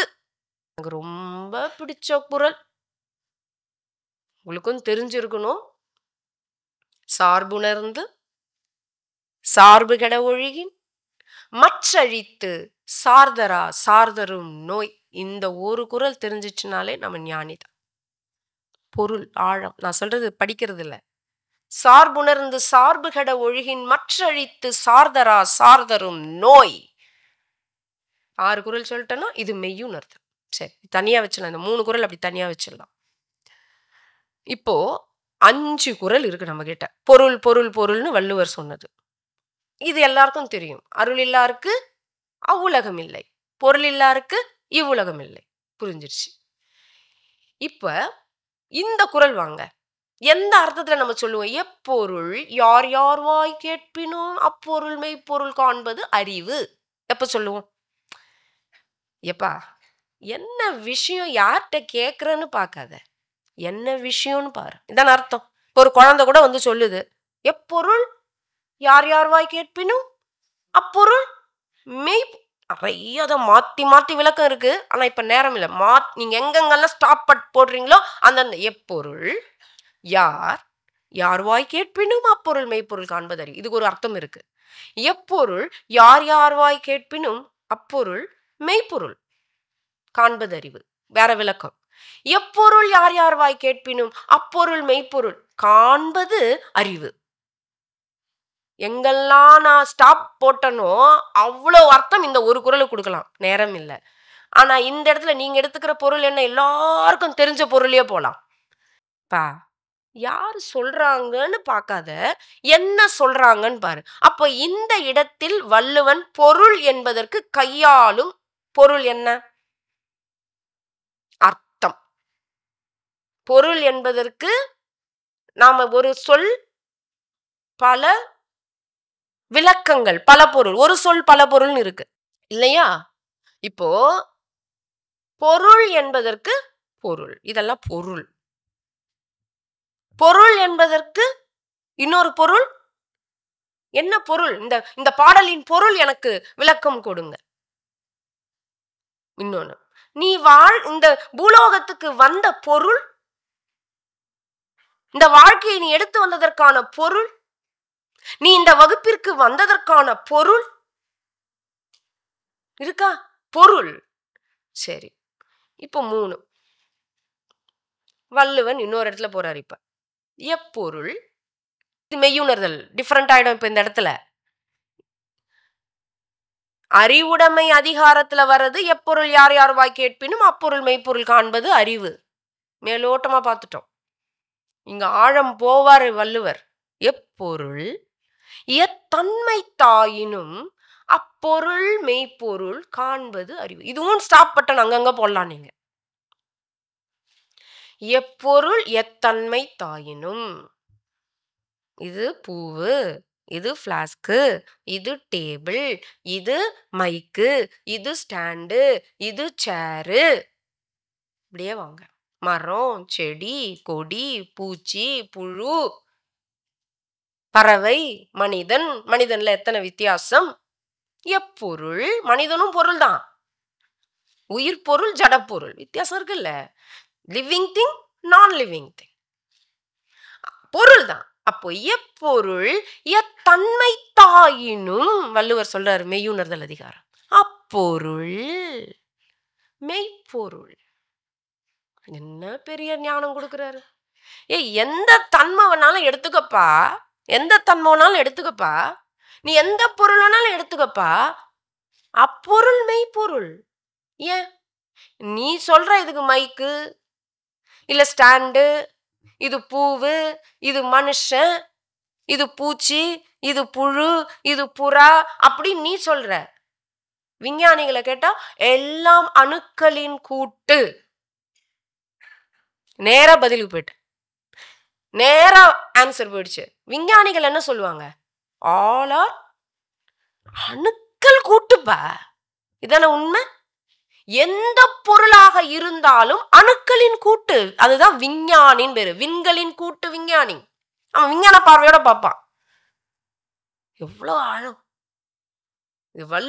திருமூலர் சொல்றாரு, மரத்தை மறைத்தது மாமத யானை. யாரோ சொல்றீங்க, மரத்தை மறைத்தது மாமத யானை, மரத்தில் மறைந்தது மாமத யானை, பரத்தில் மறைந்தது பார் முதல் பூதம், பரத்தை மறைத்தது பார் முதல் பூதமே. பாருப்பா, இப்ப நான் இந்த மரமா பார்த்தேன்னு வச்சுக்கோங்க. இது ஒரு டேபிள்லாம் எனக்கு தெரியாது. இப்போ ஒரு ஒரு ஒரு தச்சன் வராருன்னு வச்சுக்கோங்க. இதுல இருக்கிற டெக்கரேஷன்லாம் பார்க்க மாட்டாரு அவரு. "என்ன மரம்? நல்லா இருக்கு" அப்படின்னு பார்ப்பாங்க. நம்ம என்ன பண்ணுவோம்? நம்ம வாங்க போனோம்னா, "ஐயோ! அழகா இருக்கு. கலர் நல்லா இருக்கு." இது அவங்க அப்படி பார்க்க மாட்டாங்க. "மரம் நல்லா இருக்கான்னு பாருங்க." பார்வை மாறுதுல்ல. இப்ப ஞானிகள் எப்படி பார்ப்பாங்கன்றாரு. மரத்தை ஒரு உதாரணம் குடுக்குறாரு திருமூலர். "மரத்தை மறைத்தது மாமத யானை." யானையால் மரத்தினால் செய்யப்பட்ட ஒரு யானை பொம்மைய பார்த்தா, யானை தெரியும், மரம் தெரியாது. மரத்த பார்த்தா, மரம் தான் தெரியும், யானை தெரியாது. "கல்ல கண்டா நாய காணோம்." நம்ம ஆளுங்க அதுக்கு பொருளே மாத்திட்டோம். நம்மால முடிஞ்சது. எல்லாத்தையும் எப்படியெல்லாம் பொருள் மாத்தலாம். ஆனைக்கு ஒரு காலம் வந்தா, பூனைக்கு எல்லாமே அர்த்தம் மாறும். பெண் புத்தி, பின் புத்தி, ஆவதும் பெண்ணாலே, அழிவதும் பெண்ணாலே எல்லாத்தையும் அர்த்தம் மாத்தி வச்சிருக்கோம். அப்படி கல்ல கண்டா நாய காணோம், நாய கண்டா கல்ல காணோம்னா என்ன? எப்பா நாய பார்த்தா அங்க கல்லு தெரியாது, கல்ல பார்த்தா நாய் தெரியாது. இதுதாங்க ஞானிகள் சொன்னாங்க. இவன் என்ன பண்ணான்? நாயும் கல்லும் ஒண்ணா இருக்கு அட்ரா. அப்படி மரத்தை மறைத்தது மாமத யானை, மரத்தில் மறைந்தது மாமத யானை சொல்லிட்டு திருமூலர் ஒரு சொல்றாரு. பரத்தில் மறைந்தது பார்முதல் பூதம். பரத்தை மறைத்தது பார்முதல் பூதம். பரம் நீ இந்த பார்முதல் பூதம் என்பது என்ன? நிலம், நீர், நெருப்பு, காற்று, ஆகாயம். மாணிக்க வாசகர் சும்மா அப்படியே எடுத்து விட்டு போற இது பத்திலாம். வள்ளல் பெருமானார் இதுக்கு ஒரு எழுதி வச்சிருக்காரு ஒரு 300 வரிகள். இந்த 5 பூதம் எப்படி இறைவன்? இப்ப இந்த 5 பூதத்தை நீ பார்க்கிற நிலம், நீர், நெருப்பு, காற்று, விண் இந்த 5 பூதங்களாலான நீ இந்த பொருட்களை பார்த்தால் அங்க இறைவன் தெரிய மாட்டார். அந்த இறைவனை பார்த்தா பொருட்கள் தெரியாது. எல்லாம் கடவுள். சர்வம் பிரம்மமயம் அப்படிதான் பார்த்தாங்க மகான்கள். சர்வம் சக்திமயம், சர்வம் சிவமயம். எங்க இல்ல அவன்? எல்லாம் அவன்தான். எல்லாத்தையும் அவன்தான் இயக்குறான். எல்லாமாக அவனே தான் இருக்கான். இப்போ எப்பொருள் எத்தன்மை தாயினும் அப்பொருள் மெய்ப்பொருள். நீ வச்சிருக்க அதுக்கு பேரு. அதுக்கு எங்க ஐயா வேதாத்திரையா ஒரு உதாரணம் சொல்ல இதெல்லாம் உங்களுக்கு சொல்லிட்டு போறேன். எனக்கு ரொம்ப பிடிச்ச பாட்டு. ரொம்ப பெரிய விளக்கம் வரும் அதெல்லாம். அது சொல்றாரு, "அப்பா ஒரே தண்ணி தான். தமிழர்களுக்கு தண்ணி நம்ம பேரு. அதே ஆங்கிலத்துல வாட்டர். சீன மொழியில சுய். கரெக்டாங்க? சுய். தெலுங்குல நீலு, மலையாளத்துல வெள்ளம், கன்னடால நீரு, இந்தியில பானி, அப்புறம் வேற ஒரு மொழியில அக்வான்னு இருக்கு. இதெல்லாம் தண்ணிக்கு வச்ச வெவ்வேறு பேர். இது ஒரு எக்ஸ்ட்ரா ஒரு சொல்லிட்டு போறேனே. இப்ப நான் வந்து எனக்கு இருமலா இருக்குன்னு இவங்க எடுத்துட்டு வந்து இந்தாங்கம்மா சுய்யின்றாங்க. நான் சுய்யெல்லாம் நான் குடிக்க மாட்டேங்க. உங்களுக்கு சுய்யின்றது என்னன்னு தெரிஞ்சு என்ன பாக்குறீங்க. சுய்யா? நான் சுய்யி குடிக்க மாட்டேன். தண்ணின்னு. அதுதான் சுயின்றாங்கன்னு வச்சுக்கோங்க. இப்போ உங்களுக்கு மொழி தெரிந்தவர்களாக இருந்தால், நான் பண்றத பார்த்து சிரிச்சிடுவீங்க. எனக்கு மொழி தெரியாது. ம் சுயி வேண்டாம், தண்ணி வேணும். வாட்டர், வாட்டர், வாட்டர் அப்படின்றன்னு வச்சுக்கோங்க. இப்போ அவங்களுக்கு வாட்டர்னா என்னன்னு தெரியாது. அப்படின்னு வச்சுக்கோங்க. அவங்க என்ன பண்ண சுய்யும் குடிங்கன்றாங்க. எனக்கு இப்போ உங்களுக்கு சிரிப்பு வருதுல்ல? ஒரு சொல்லுக்கு, ஒரு பொருளுக்கு பல பெயர்கள், பல மொழிகள்ல இருக்கு. ஒரே பொருள் தான். இப்படிதான்யா கடவுளுக்கும் இருக்கு. அவங்கவங்க மொழியில, அவங்கவங்க நாட்டுல அங்கங்க சில நம்மளுடைய சைகை குறிப்புகள் எல்லாம் மாறி ஒலி வடிவங்கள் வந்தது அந்தந்த நாட்டுல. எப்படி பேசிட்டு இருந்தோம் நம்ம அப்ப? சைகையில பேசிட்டு இருந்தோம். மொழி இருந்ததா? அப்புறம் கொஞ்சம் ஒலி குறிப்புகள் எழுப்பணும். கையாமையாம் கத்தணும். அப்புறம் அவங்கவங்க ஒரு ஒலி கொண்டு வந்தார்கள். மொழியாக மாறியது. கருத்துக்கள் பரிமாற்றம் தான். அவங்கவங்க அந்தந்த இடத்துக்கு ஏத்த மாதிரி சப்தங்களை கொடுத்தாங்க. அவ்வளவுதானே? அப்படிதாங்க இறைவனுக்கும் பேரு. சரி இது ஒண்ணு. இதுல இப்ப நம்ம விஷயத்துக்கு வரேன். இது ஒரு எக்ஸ்ட்ரா செய்தி சொன்னேன். எவ்வளவு பெரிய விளக்கம் வரும் தெரியுமா? ஒரே கடவுள் தான் ஐயா. அல்லாஹ் என்பார் சில பேர்கள், அரண் அரி என்பார் சில பேர்கள், சொல்லால் விளங்கா நிர்வாணம் என்றும் சில பேர் சொல்வார்கள், வல்லான் அவன் பரமண்டலத்தில் வாழும் பரமபிதா என்றும் சில பேர் சொல்வார்கள், எல்லாம் இப்படி பல பேசும் ஏதோ ஒரு பொருள் இருக்கிறது என்றார் நாமக்கல் கவிஞர். சரி, இப்ப நம்ம வந்துடலாம் இதுக்கு. இப்போ எப்பொருள் எத்தன்மை தாயினும் அப்பொருள் மெய்ப்பொருள். எங்க சுவாமிஜி சொல்றாரு, "அப்பா ஒரே தண்ணி தான். அதுக்கு எப்படி பேர் வைக்கிறோம்? இது வேற. ஒரே தண்ணிக்கு ஒரே தண்ணிய வானத்துல சஞ்சரிச்சுன்னு அதுக்கு பேர் என்ன சொல்லுவோம்? ஆ? மேகம். வானில் சஞ்சரிக்க மேகம் என்போம். நிலம் மீது அது விழுது. தூறல், மழை பேர் மாறுதா? சரி. அது பெய்து அப்படி ஒரு கொட்டு கொட்டுன்னு கொட்டுது. அதுக்கு பேரு மலையிலிருந்து. அருவி. அப்படி ஓடுது. ஆறு. கொஞ்சம் வாய்க்கால் திருப்பி வரும். வாய்க்காலு, ஓடை பேர் மாறுதா? மாறுதா? அப்போ அதுவே பழங்கள்ல வந்தா பழச்சாறு. தண்ணி தேங்காய்க்குள்ள போனா இளநீரு. இங்க வந்தா கண்ணீரு. இங்க வந்தா வாயில இருந்தா உடம்புக்குள்ள ஓடுனா வெளியேற்றம் பண்ணா உடம்புல இருந்து வியர்த்தா எவ்வளவு பேரு எங்க குரு விளக்குறாரு எங்களுக்கு. எப்பா ஒரு தண்ணிக்கு தான் நீ அதை இத்தனை பேர் சொல்ற. நீர் வானில் சஞ்சரிக்க மேகம் என்போம், நிலம் மீது விழும்போது அதனையே மழை என்போம், பழங்களூடே சீர்பெற்ற சாறு என்போம், பார் மீது அதனையே இடத்திற்கேற்ப, வார்த்தையை பாருங்க, இடத்திற்கு ஏற்ப, அது எங்க இருக்கோ அதுக்கு ஏற்ப பல பெயரால் அழைக்கின்றோம். அப்படிதான் ஆதி சக்தியான இறைவன் பரிணாமம் அடைஞ்சு எவல்யூஷன் ஆகி இப்படி எல்லாம் வந்திருக்காருப்பா. அத பேர் வச்சு அழைக்கிறது நீதான், உன் அறிவுதான். அது எல்லாம் ஒண்ணுதான். அது எல்லாம் ஒண்ணுதான். ஆதிசக்தியினுடைய பரிணாம சிறப்பு ஒக்க பேர் வைத்து அழைக்கின்றது உன் அறிவுதானே அன்றி அணுவா இருந்தா என்ன, அண்டமா இருந்தா என்ன, பிண்டமா இருந்தா என்ன, மனுஷனா இருந்தா என்ன, புழுவா இருந்தா என்ன, பூச்சியா இருந்தா என்ன, அனைத்தும் ஒன்றே. இதுதான் வள்ளல் பெருமானார் சொன்ன ஒருமை பார்வை. இது வந்துருச்சுன்னா நீ உலகம் எப்படி இருக்கும்? எங்கிருந்து வருது? மனுஷனுக்குள்ளேயே பேதமா? எங்க ஐயா ஆன்மநேயம் சொல்றாரு வள்ளல் பெருமானார். எல்லாம் ஒண்ணுதான் ஐயா. பிரம்மம் அந்த இடத்துல அப்படி இருக்கு. எங்கிருந்து வருது ஏற்றத்தாழ்வு? இந்த ஒண்ணு போனா அது தான் வள்ளுவம் சொல்றாரு, பிறப்பொக்கும் எல்லா உயிர்க்கும்.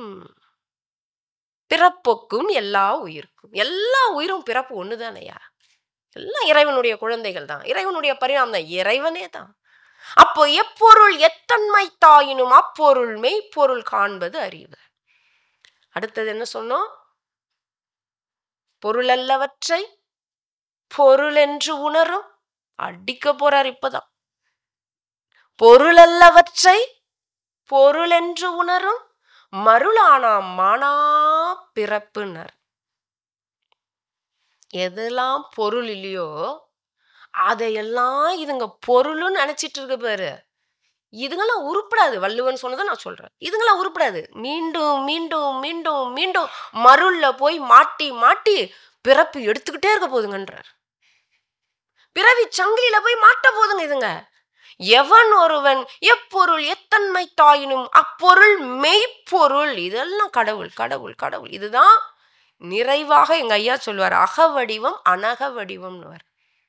எல்லாம் கடவுள், எல்லாம் கடவுள், எல்லாம் கடவுள். எச்சபை பொதுவென இயம்பினர் அறிஞர்கள் அச்சபை இடம் கொள்ளும் அருட்பெருஞ்சோதி என்பார் வள்ளல் பெருமானார். யார்கிட்ட இறைவன் அமருவாராம்?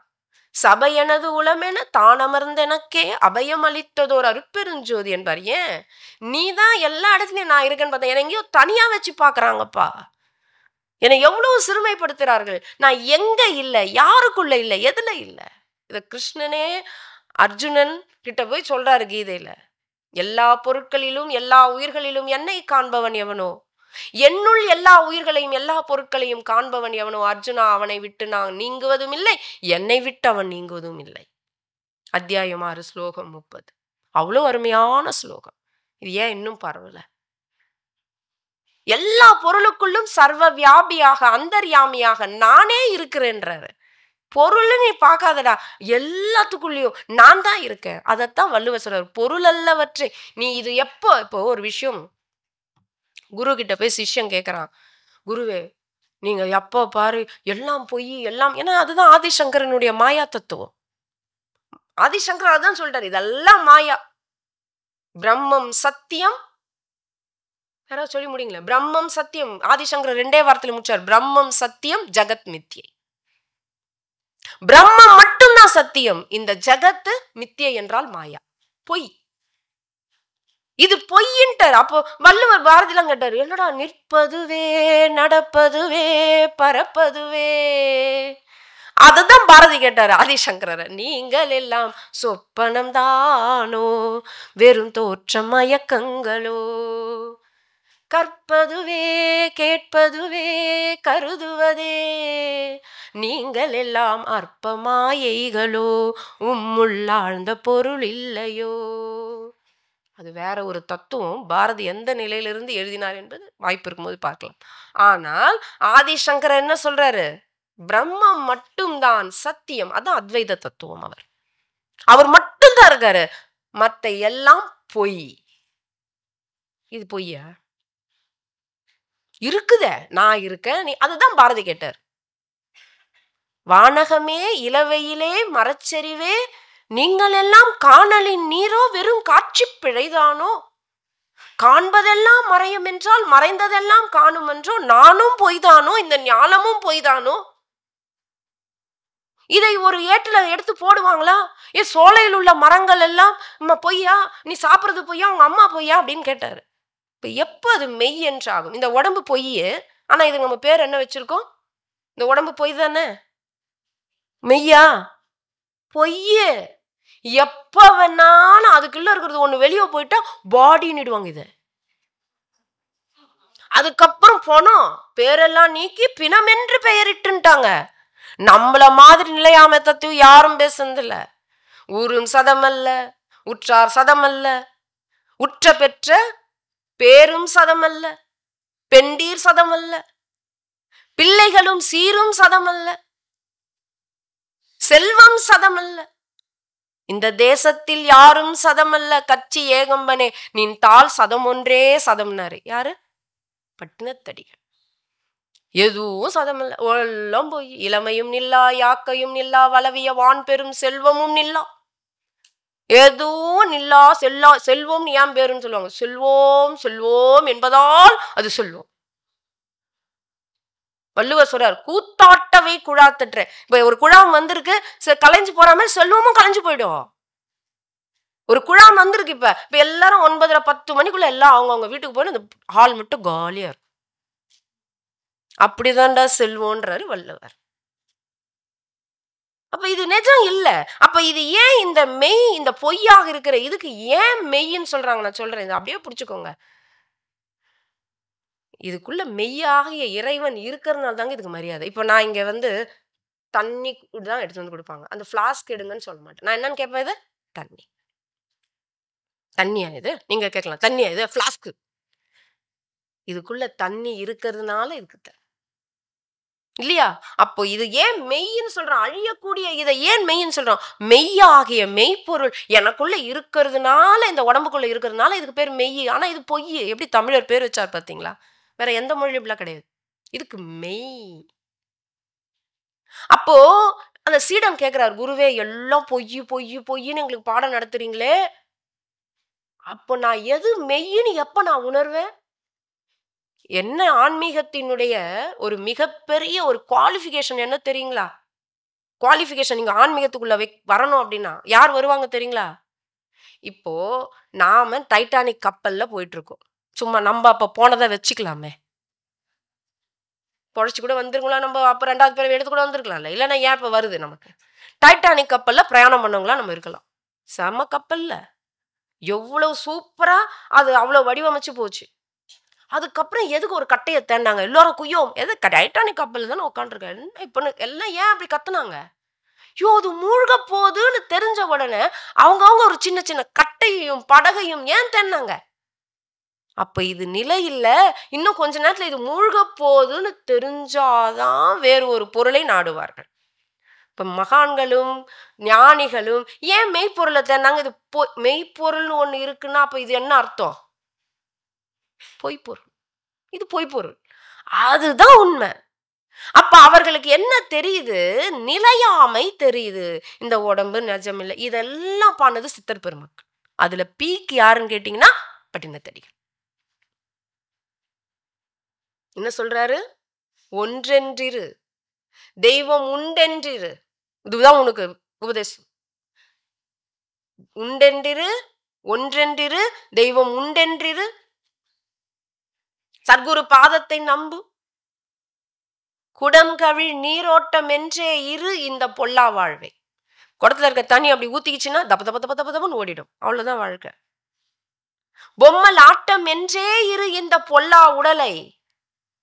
இந்த உடம்பு பொம்மல் ஆட்டம்பா. அப்படி ஆட்டம் அப்படி நிறுத்தினான்னு வச்சுக்கோங்க, நின்னுடும். அதுக்கப்புறம் இவ்வளவு பெரிய வீடு வாசல் எல்லாம் இருக்கும், உங்களுக்கு உரிமை கிடையாது. கொண்டு போய் சூரியன்காட்டுல ஊரெல்லாம் கூடி ஒலிக்கு அழுதிட்டு சூரியன் காட்டிலே கொண்டு போய் சுட்டிட்டு பேரெல்லாம் நீக்கி பிணம் என்று பெயரிட்டு நீரினில் மூழ்கி நினைப்பொழிந்தாரே. யாரு? நம்மளை பத்தி நினைப்போம் போயிடும், அவனுக்கும் பயம் போயிடும். எங்கேயாவது இதே மாதிரிதான்டா என்னையும் கொண்டு வந்து இந்த சுடுகாட்டுல சுடுவாங்கன்னு ஒருத்தர் யோசிக்கிறோம். இதே சுடுகாடு, இதே ஊர் தான், நானும் போக வழியில இந்த சுடுகாட்டுல நான் எப்ப வேக போறனோ அதுக்குள்ள நான் பிடிச்சிடணும். பட்டினத்தடிகள் கிளம்புறாரு, காதிருந்த ஊசியும் வாராதுக்கான் கடை வழிக்கேன்னு மதிவாணனாக வந்து சிவபெருமான் உணர்த்தின பிறகு அங்கிருந்து அவர் கிளம்பும் போது மனைவி அழறா, அம்மா அழறாங்க, எல்லாம் அழுகுறாங்க. எனக்கு ரொம்ப வேதமா இருந்தது. பட்டினத்தடிகள்னா சொல்லுவார் தெரியுமா, என்னை இப்படி சொல்லி சொல்லி போகாத போகாதன்னு அழுவுறியே, யமன் வருவான்ல அவங்கிட்ட இப்படி சொல்லி அழுவியா? அப்ப காப்பாத்திடுவியா என்ன? இவ்வளவு பெரிய வேதம். யமன் வருவான்ல, எப்ப வேணாலும் வருவான், யார்கிட்ட வேணாலும் வருவான், எந்த வயசுல வேணாலும் வருவான். அப்ப நீ இதே சொல்லி அவன்கிட்ட என்னை காப்பாத்துவன்னு சொல்லு. முடியுமா? தனமலை இருந்தென்ன கணபெயர் எடுத்தென்ன நடராஜபத்து. தாயார் இருந்தென்ன, தந்தை இருந்தென்ன, தனமயல் மலை இருந்தென்ன, கணபெயர் எடுத்தென்ன, குருவா இருந்தென்ன, சீடர்கள் இருந்தென்ன,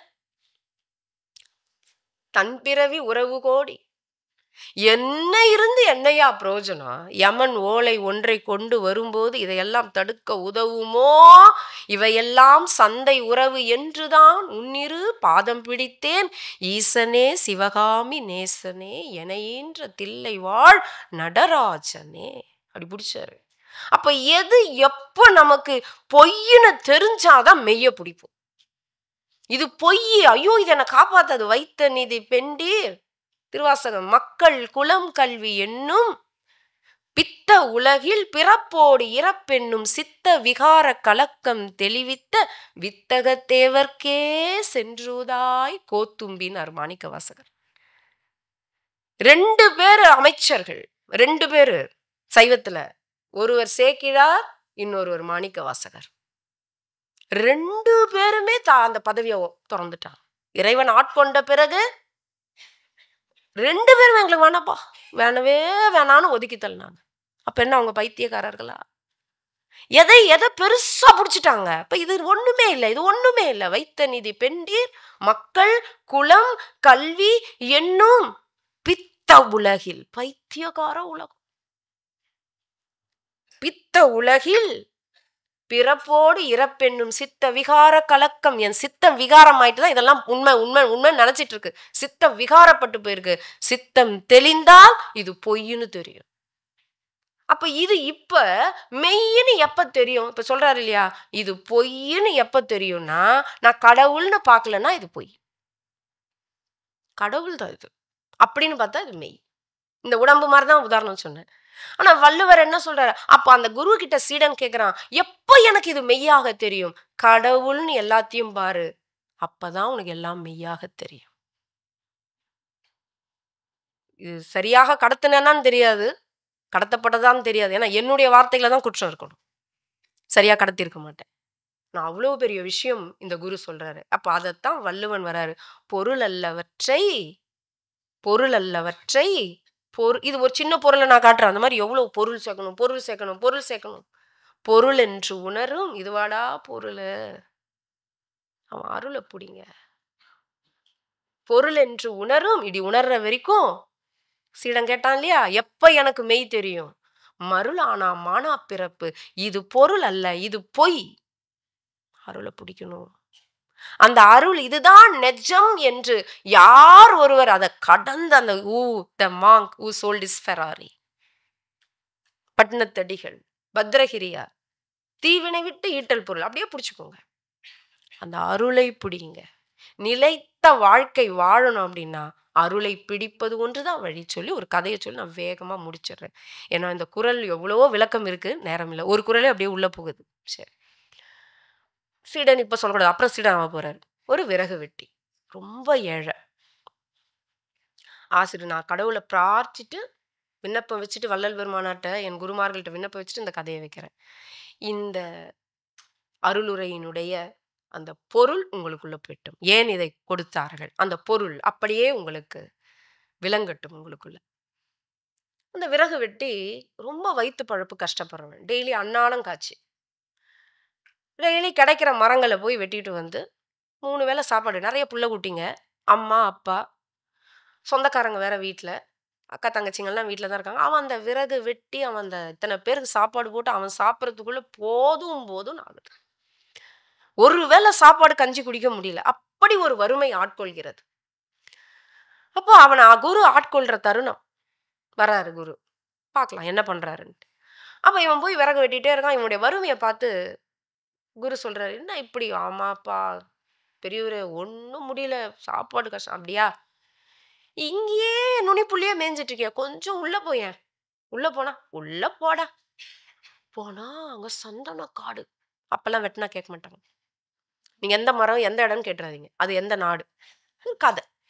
சந்தன மரங்களா இருக்கு. பாக்குறான், ஐயோ சந்தன மரம், ஒரு மரம் வெட்டினாலே போதுமே. நம்ம திருவிளையாடல சிவபெருமான் சொல்லுவாரு, ஒரு மரத்தை ஒரு கட்டையை எரிச்சா சந்தன வாசனை, ஒரு கட்டையை எரிச்சா சாம்பிராணி வாசனை, இந்த ஒரு கதையே முடிச்சு புள்ளான்னு பாருங்க.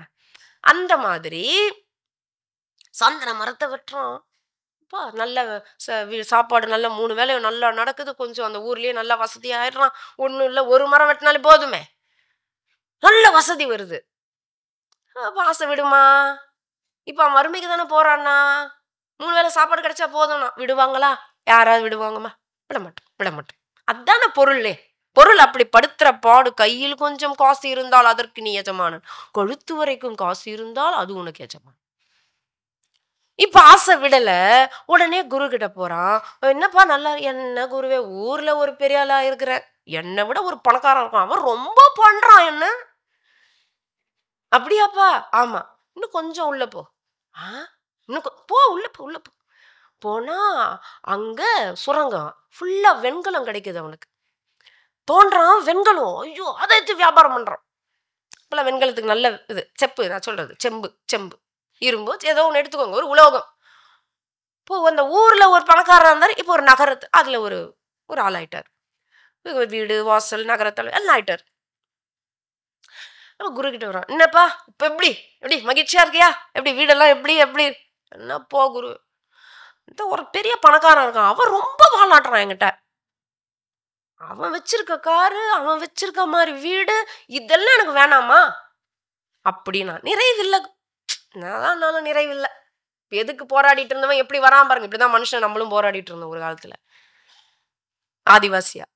நிறைவே இல்லை இப்ப. அப்போ சரி குரு சொல்ற, இன்னும் கொஞ்சம் உள்ள போனா வெள்ளி சுரங்கம், வெள்ளி மலையா இருக்கு. எங்கம்மா? வெள்ளி சுரங்கம் தானே இருக்கு, வெள்ளி மலை. கதை மட்டும் தான் கேட்கணும். வெள்ளி மலையா இருக்கு. வெட்டுறான் வெட்டுறான் வெட்டுறான் வெட்டுறான்.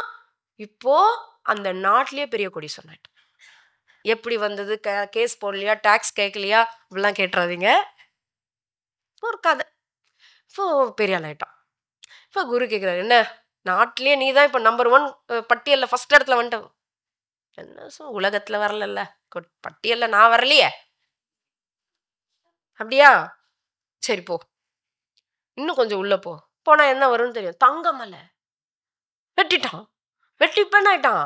இப்போ கண்டிப்பா உலகத்துல ஏதோ ஒரு இப்ப குரு கேக்குறாரு, என்னதானாலும் தக்க வைக்க முடியல குருவே, தக்க வைக்க முடியல, போராட பீக்ல போய் நிக்கணும். அப்படியா? இன்னும் கொஞ்சம் உள்ள போனா வைரம் தோன்றான். அவனுக்குள்ள வருது, என்ன சொல்றதுக்கு இவன் ஏன் எடுக்கல? உள்ள போன்னு என்ன சொன்னானே, இவன் ஏன் பரதேசியா அந்த மரத்து பக்கத்துல உட்கார்ந்து இருக்கான்?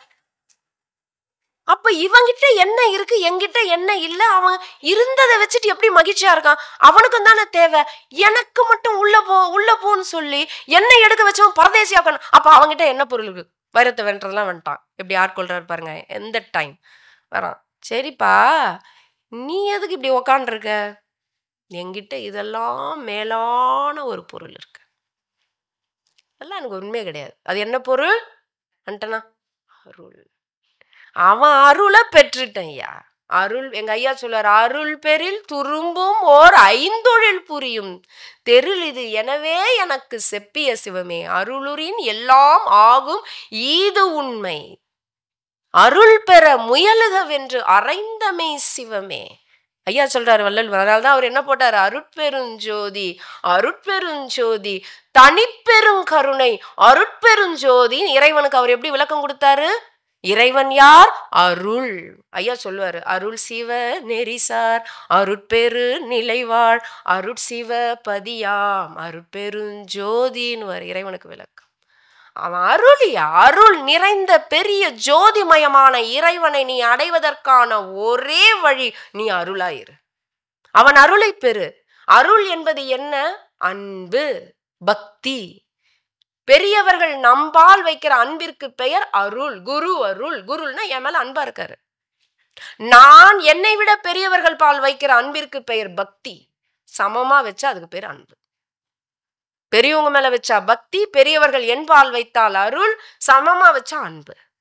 இப்ப இறைவனினுடைய அருளை பெற ஒரே வழி, அது மட்டும்தான் வழி, அருள் மட்டும்தான் வழி. ஐயா சொல்றார், அருளே நம்பதி அருளே நம்பதம் அருளே நம் இடமாம் என்ற சிவமே.